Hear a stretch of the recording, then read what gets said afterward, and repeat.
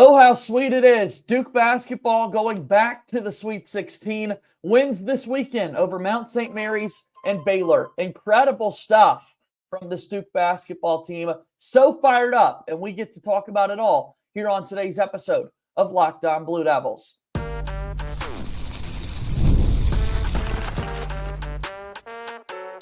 You are Locked On Blue Devils, your daily podcast on the Duke Blue Devils.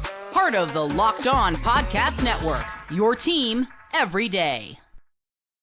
Hello, everybody. Welcome into another episode of the Locked On Blue Devils podcast. My name is JJ Jackson. Thanks so much for making us a part of your day here on Monday, March 24th, 2025, as Locked On Blue Devils is your daily one-stop shop devoted to everything going on inside the life of Duke athletics. You know, on today's show, we're going to be focused on the NCAA tournament run for Duke men's basketball. With wins in Raleigh this past weekend over Mount St. Mary's and Baylor, Duke is heading back to the Sweet 16, where they will take on Arizona, a team that Duke has already played and defeated this year. We'll talk about that game and everything you need to know with our good pal Kevin Connelly from Ball Durham. Also want to give a big-time congrats to the Duke women's basketball team.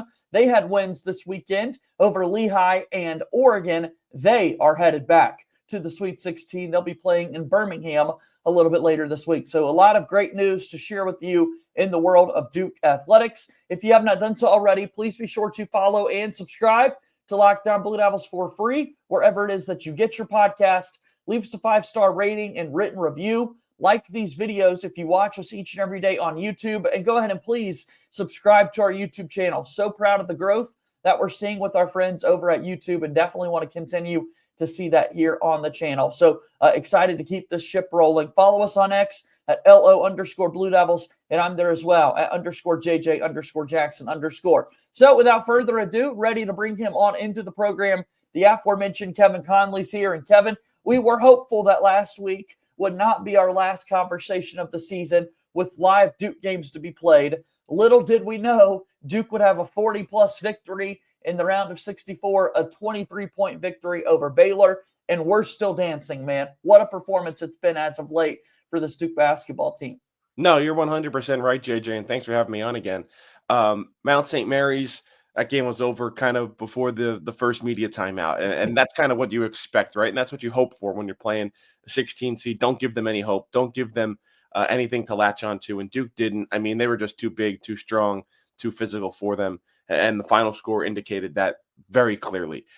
Baylor game, I was impressed because Baylor has athletes. Baylor has good players. Obviously, we know a lot of those players in a guy like Jeremy Roach, who played for Duke for 4 years, nor Chad O'Meara, who Duke played against when he was with Miami. And then obviously VJ Edgecombe, a player that Duke really recruited heavily a couple of falls ago and was considered a favorite to go to Duke up until the last couple of weeks of his recruitment. And I mean, who knows if VJ Edgecombe ends up coming to Duke and is on this team, does Duke have a player like Con Knippel?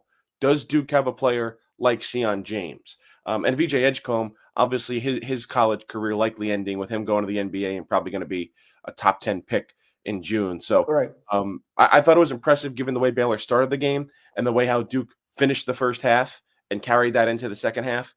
And obviously we talked about it, and I wrote it before the NCAA tournament, players on Duke with the most at stake and the most pressure on them. And Tyrese Proctor was one of those guys that I had the most pressure on him. And what he's done in these first two games of the NCAA tournament has been really special, especially what he just did against Baylor the other day. Tyrese has been hooping, and we've loved watching every single second of it. It's been unbelievable watching him stay in that zone and in a rhythm, and he's been able to carry Duke so far throughout all of this. Looking at this Duke team in particular, it's just been so many different players that are able to step up throughout the course of a game and really make you pay. You know, I look at these last couple of games, and it feels like we haven't had too much to say about Con Knippel, and yet he's still one of the very best players on this Duke basketball team, right? In some ways, we haven't had a whole lot to say about Kaman Malawach because there's been great play from Patrick Gamba II every time he's come in. Cooper Flagg's been back. With Tyrese Proctor playing so well, we've had less minutes from Isaiah Evans, and even more so than that, Caleb Foster's playing his best stretch of basketball this entire season for Duke. So that's kind of cut in to the minutes that you're getting there from Isaiah Evans. So this team, man, night in, night out, you really don't know who it's going to be that steps up. But what's been important is that everybody has stepped up when they've needed someone to. Whereas if that was the case, sometimes you would worry you'd have a game where nobody is in a rhythm, nobody's ready to go, and then you'd be staring some losses right in the face. And I think that's where Duke's been so successful this season, is that 2 or 3 guys at least are ready to give their best effort of the season. And it's not effort, but, are able to play their best and make the most shots in any given game. No, I 100% agree with you. And I mean, I'll take a step back and look at it from a larger view and focus more on this Baylor game. When Duke shoots 65% from the field, over 50% from 3, and 83% from the free throw line, I don't think they're going to lose a game. That's what when you look at it. And then even with those numbers, look at the rebounding numbers. They got out rebounded. They gave up 13 offensive rebounds. They only got 3 offensive rebounds. Now that in large part due to they weren't missing a lot. So you're not going to get a lot of offensive rebounds when the ball is going through the basket.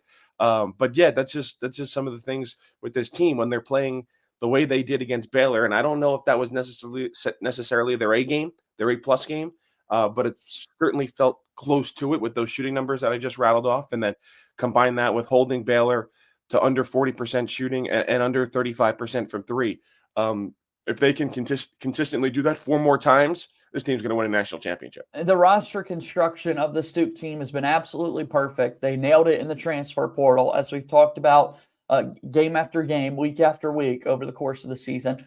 Interestingly enough, we've talked about this timeline, but to remind folks once again, today, March 24th, the NCAA transfer portal opens. It's going to be open now, and we will see if anybody from these 16 teams goes ahead and enters the transfer portal. That's going to be something to watch over these next couple of days, which is so fascinating, Kevin, the way this timeline has worked out this year, man, because I was hoping that, you'd be so focused on Duke and Arizona or Tennessee and Kentucky. How about an all SEC matchup that's going to be played out this weekend in one of these, and instead there is the reality that some players could go ahead and enter the portal. Yeah, I'll be honest. There could be players like back end of the bench guys that enter the transfer portal. I'd be surprised if anybody like a key rotational piece on any one of these 16 teams does enter the portal, because remember, it is open for, I want to say 30 days, but it might be longer, starting today on Monday. So even leading up to the national championship game, it would be, the season could be over for the national champion, and you could still have a couple of days and weeks to enter the transfer portal. So I'd be surprised if that's the case. But on the other side, I mean, you can now have guys who are in the transfer portal coming to campus for visits. You can have guys who are in the transfer portal committing to your program while you're still playing in your season. Yeah. And that's why I think it's so important for these coaching staffs to have general managers who are not fully consumed with the day-to-day basketball operations and basketball preparation for the Sweet 16 and the Elite 8 and the Final Four and beyond. So you could have the coaches solely focus on that. Sure, I'm sure John Shire has to, if Duke is even involved in some of these transfers right now, has to keep his eye to the transfer portal. But that's why you have some of those support staff in place to kind of take the charge at this point in the season for the transfer portal guys. Yeah, a couple of weeks ago on the show, Brendan Marks of The Athletic reminded us that, as NC State beat Duke and was going to the Final Four last season, they got the commitment of Brandon Huntley Hatfield while they were actively trying to prepare for the Final Four. So there is the reality that that's going to happen for Duke basketball possibly over the next few weeks, which makes it all the more chaotic because we really don't know what the final decisions of some of these guys are going to be as to whether or not they want to turn pro after the following year and what exactly the number of open scholarships will look like for Duke basketball moving into the next season. What we do know, Duke has a second date coming up with Arizona. Definitely want to continue to see this team win games and push themselves towards a national championship. And it's been led by Cooper Flagg and Tyrese Proctor this past weekend. Let's dive more into the box score after we take our first break here on today's episode. Lockdown Blue Devils here today, brought to you by our friends at 5 Hour Energy. Daylight savings snuck up on us again, and if you're feeling that lost hour of sleep, 5 Hour Energy has your back. The extra sunshine means more time for fun, but sometimes you need a little boost just to power through. Whether you're staying up late watching the NCAA tournament, squeezing in a round of golf after work, or just trying to keep up with your busy day, 5 Hour Energy gives you that quick, refreshing pick-me-up whenever you need it. Basketball madness has been going on crazy. We've all been staying up late watching the tournament games, and 5-Hour Energy helps me, and it can help you keep up with the next day. Extra daylight, extra activities with longer days. You can get a go-to flavor of yours for a quick boost. Head to 5hourenergy.com to find over 15 flavors to choose from, including watermelon, blue raspberry, and peach mango. You can even build your own 12-pack or 24-pack delivered right to your door. Do you need one right now? Well, grab a 5-Hour Energy shot at your local grocery or convenience store. They're everywhere. Stock up today and stay energized, as 5-Hour Energy is a proud sponsor of Locked On Blue Devils. All right, here we go. We're moving forward here on today's episode of Locked On Blue Devils. JJ Jackson joined here by Kevin Connelly from Ball Durham, talking about the Duke basketball team and the win that they were able to have yesterday in the round of 32 over Jeremy Roach and the Baylor Bears. Jon Scheyer, after the game, talked about having to have a double take to see Roach there wearing green and not wearing the blue jersey for Duke. Roach was visibly upset as his college career came to a close, as anybody would be, as you would expect. Had big hugs in that line with Tyrese Proctor in particular, who he was able to play together with for 2 years. And this is a guy that we talked about is a Duke basketball player, a part of the brotherhood for life. And it just always stings when you have to have moments like this and see someone that you love so much, see their career come to an end. I'll tell you, though, much better than the opposite. As much as we love Jeremy, didn't want Roach to get a quick one on us and send Baylor to the Sweet 16 in Duke season, right? No, absolutely. And came out, hit his first three, but kind of struggled from there. I don't think the season has unfolded the way he would have liked.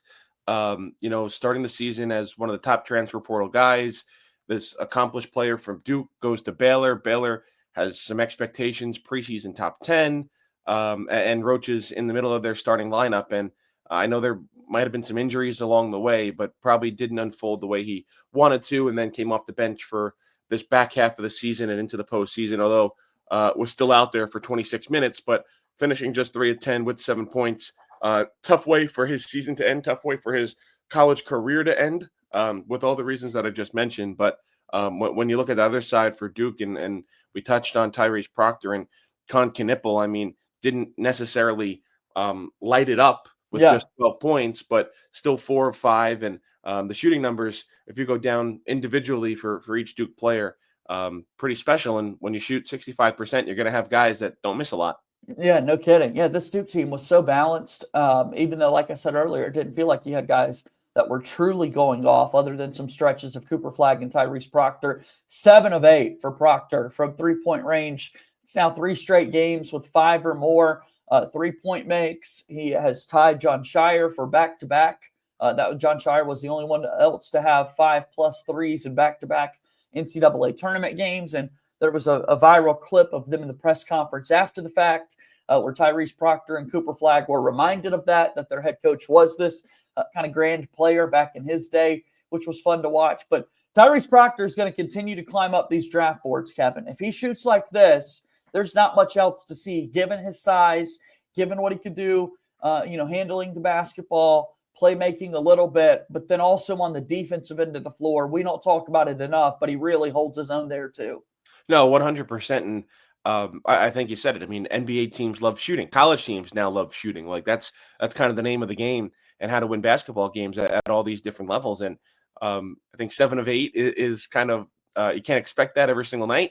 But if you're able to shoot 9 of 10 in a big time game like this, and 7 of 8 from 3-point range, NBA teams are going to take a look at you. And I certainly think a guy like Tyrese Proctor is going to get NBA workouts. I think he's certainly going to test the draft waters and see where he stands in terms of being drafted and what the best situation would be for him, because obviously now if he's going to be a back end of the second round pick or potentially go undrafted, it could be financially a better decision for him to return to Duke for a large NIL package. So I certainly think that there are a lot more factors at play, and that kind of goes down the list for a guy like an Isaiah Evans too. Like, who knows what the best financial situation for him would be? Would it be come back for a decent NIL package and then try to be a first round pick after next year?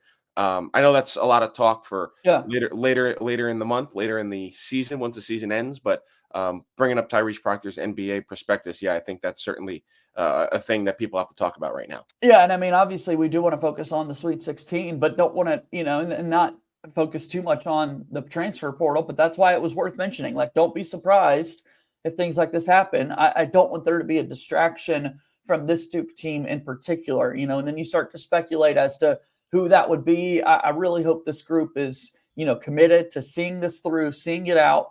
We've already had Jay Lucas leave to go be the Miami head coach. We've seen other hires become official over the weekend in the ACC, right, with Will Wade going to NC State.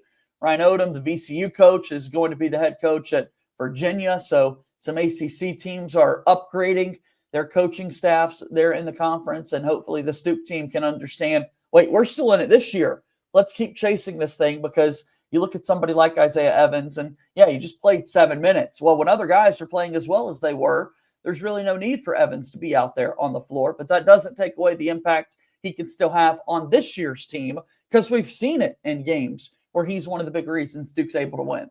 No, absolutely. And kind of just to put a bow on this conversation about transfer portal opening and all these other things. And you mentioned the coaches. I mean, Will Wade was still coaching with McNeese State in the NCAA tournament, and it was already announced he was going to be the next NC State head coach. We've seen other guys like Ben McCollum at Drake. His season ends, and he basically already has another deal in place to go somewhere else. Darian DeVries, we saw him at West Virginia, and then basically once they don't make the NCAA tournament, he's already going to Indiana to be the next head coach. So there's, for as much as people probably don't like it, there's a ton of stuff going on behind the scenes that you might not know about with these players and these coaches, even though they still are competing with their current program and current institution.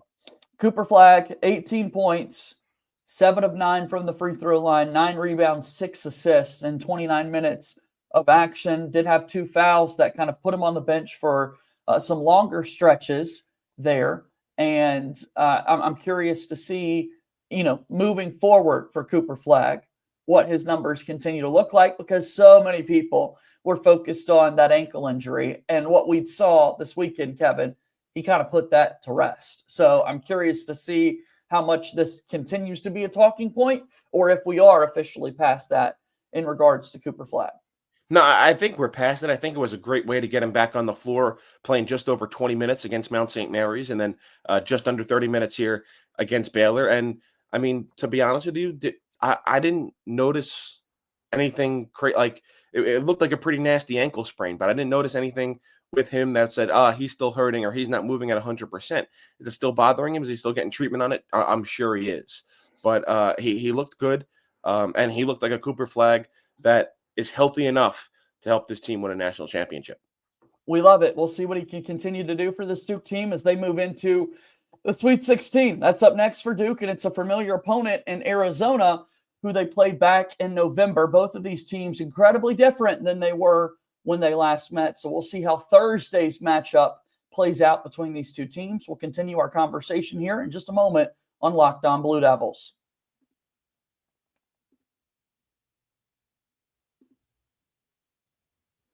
All right, Locked On Blue Devils here today, brought to you by our friends over at Game Time. That's right, when you're thinking about Game Time and the best place to find your tickets, there's no better place than by downloading the Game Time app. Imagine watching your favorite team live, feeling the energy of the crowd, and witnessing unforgettable moments. There's nothing like experiencing a big game in person. Getting tickets shouldn't be stressful. That's where Game Time comes in, making it easier than ever to grab last-minute seats at unbeatable prices. Curation makes it easier with Game Time picks to find better value for tickets to sports, concert, comedy, theater events, and so much more. I checked the Game Time app, and there are amazing deals on some huge matchups and big-time shows coming up. The lowest price guarantee or Game Time will credit you 110% of the difference. Take the guesswork out of buying tickets with Game Time. Download the Game Time app and use code LOCKEDONCollege for $20 off your first purchase. That's Locked On College, LOCKEDONCOLLEGE, for $20 off. Download Game Time today. Last minute tickets, lowest price, guaranteed. Game Time is a proud sponsor of Locked On Blue Devils. All right, let's also tell you about the Amazon Bracket Breakdown. The NCAA tournament is here, and so is the Bracket Breakdown. Locked On Podcast Network and Amazon Fire TV channels are teaming up to deliver NCAA tournament coverage like never before. Watch studio shows featuring former players and Locked On's local experts as they guide you through every upset, buzzer beater, and bracket matchup. Stream it all for free on Amazon Fire TV channel. Search Bracket Breakdown to see it all for free. It's your team every day. Again, that's our friends Isaac Shade and Andy Patton from the Locked On College Basketball Show. I've been on that show already a couple of times. I would imagine as Duke continues to move forward, you'll see more of me over there with Bracket Breakdown. So go and support it. Go support everything going on with the Locked On Podcast Network. Once again, your team every day. Let's get back to the show. Kevin Connelly here with us from Ball Durham. We're talking about Duke basketball as they get set to take on Arizona. So, Kevin, as we head into this game, a Thursday night game, Duke will be the second game of the night there, expected to be about an 8:30 Eastern tip-off, maybe even 9:30 with how late these games are going. Obviously, you'll have to see the conclusion of the Alabama and BYU game playing out. What are your early thoughts on this matchup for Duke? Kind of funny, right? You thought you were done with them. Yeah. You thought you got rid of them back in November when Duke was out there, but no, there's still one more game left to be played between Duke and Caleb Love. I think it was pretty funny. And let's be honest, I mean, he played really well the other night for Arizona against Oregon. And, it was kind of weird because you think of those teams and you're like, how could two conference teams be playing so early in the NCAA tournament in the round of 32? And then you're like, well, they're not in the same conference anymore. For me, I don't know for anybody out there, but for me, it's still tough to get used to thinking that they're two Pac-12 schools. But no, Arizona's in the Big 12 and Oregon in the Big 10. But I think Caleb Love, he is the biggest story, I think, coming into this game. And he had one of his peak Caleb Love performances the other night. He was incredible last night. Yeah, 29 points, 10 of 18 shooting, 5 of 7 from 3. Now he's just as capable kind of as what we've seen of going 3 of 18. So I think that's the biggest storyline. I think it should be a fun game. You look back at what Duke did against Arizona, and obviously both teams are very different. Arizona was kind of beginning some struggles in their season, and they really turned it around because remember after they played Duke, they went down to the Battle for Atlantis and didn't play that great down there either. But Cooper Flagg was phenomenal in that game. Knippel had a big part in that Duke victory. So I'm looking forward to seeing these two teams match up again. Again, I think Duke right now should be the favorite for the national championship game, but all but number 1 and number 2 seeds advanced to the Sweet 16. So I think a lot of people were upset that the first round and the second round didn't have as many upsets or great finishes, although we did see some in the round of 32. But I think, in my opinion, that just means you're going to see some great games in the Sweet 16, the Elite Eight, the Final Four, and eventually the national championship with all these top seeds advancing. Yeah, so Duke and Arizona, also in the East region, the game before Duke that we played there in Newark is going to be Alabama and BYU. That's the 2-seed Alabama, the 6-seed BYU, who is able to advance as they knock out the 3-seed in Wisconsin. Otherwise, you would have 1, 2, 3, 4 advancing in this region. Duke is the lone ACC team to make up the field here. And then there are 7 teams from the SEC. So a conference record, 14 teams make it to the NCAA tournament from the SEC. A conference record, 7 teams from one conference going to the Sweet 16 from the SEC. I mean, they are all over the place. And if Duke wins, they very well could see one of those SEC teams in Alabama that they would play in the Elite Eight. Yeah, this East region is the only region that does not have 2 SEC teams left in the Sweet 16. I mean, the West with Florida and Arkansas, Midwest, Tennessee, and Kentucky, who actually got to play each other, and then the South with Auburn and Ole Miss. So great year for the conference. I think some antennas went up seeing some SEC teams lose in that round of 64, but their main crop of teams advanced past the round of 32. And there's so many of them, it's like, of course, some of them are going to lose. Exactly. Like there's only 16 teams in total that can get to this second weekend. So obviously some of these teams were going to lose. And I also think you look at that graphic you have on the screen right now. I mean, no really Cinderellas. Obviously, the highest seed left is Arkansas as a 10 seed after they were able to upset Kansas and St. John's in their first 2 games. But you have no mid-majors. It's all teams from the ACC, which it's only one of them in Duke. And I don't know if you saw that stat where only one ACC team getting to the round of 32, first time in 50 years. That happened after Clemson and North Carolina lost, and Louisville losing too. A tough year for the ACC, but I guess they have a chance to kind of put it with an exclamation point if Duke's able to win. But ACC, SEC, Big 12, and Big 10 are the only conferences left. So, like I said, it should make for really, really good games coming down the stretch here this weekend and into next weekend with the Final Four. Yeah, the East games will be played in Newark, New Jersey. You've got the West games this week that will be played in San Francisco. The Midwest is heading to Indianapolis. Then finally the South region, which is featuring Auburn, Michigan, Michigan State, and Ole Miss. They will down be there in Atlanta. So 7 SEC teams, 1 from the ACC, 4 from the Big 10, 4 from the Big 12 is kind of your breakdown there. And again, we'll kind of wrap up with our final thoughts here on this Duke and Arizona game. Obviously, the Duke team, when they last played Arizona, Caleb Foster was starting for the Duke basketball team.